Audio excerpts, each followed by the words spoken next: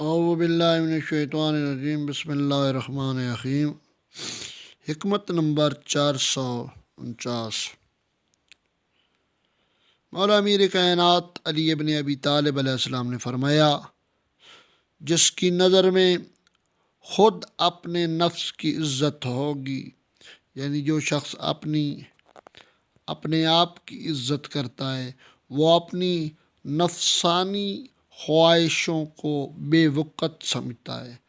یعنی جو اس انسان کی اپنی کوئی عزت نفس ہوگی، اپنے آپ کو عزت دار سمجھتا ہو اور اپنی عزت نفس محفوظ رکھنا چاہتا ہو، وہ اپنی نفسانی خواہشات کو بے وقت سمجھے گا۔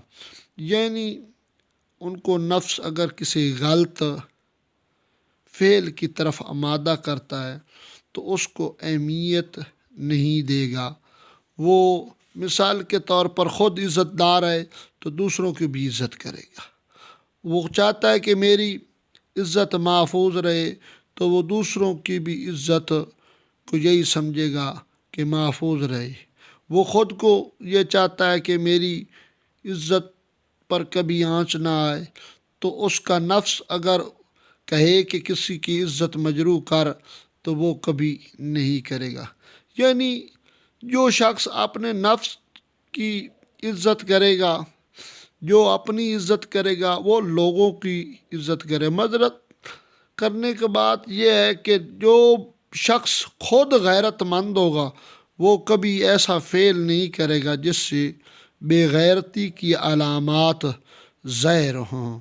خداوند متعال ہمیں فرامین اہل بیت پر عمل کرنے کی توفیق فرمائے۔ اللہم صلی علی محمد و آل محمد۔